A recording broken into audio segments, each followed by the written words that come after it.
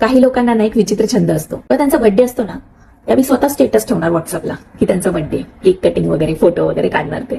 त्याच्यानंतर त्यांना जर कोणी विश केलं ना त्याचा स्क्रीनशॉट काढणार आणि तो पण स्टेटसला ठेवणार.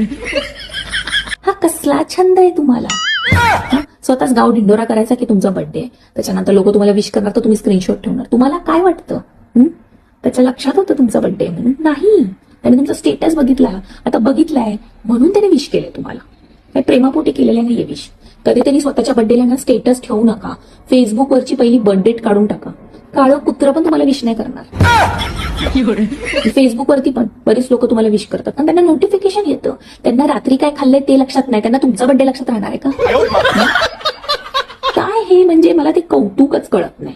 विश केलं, काय केलं? विश केलं, 4-5 चॉकलेट फेकली असतील त्या विश मध्ये, केक दिला असेल, एक पेस्ट्री दिली असेल, 4-5 बुके फेकून मारले असतील, आणि नंतर मग बेशर्मासारखं बोलले असतील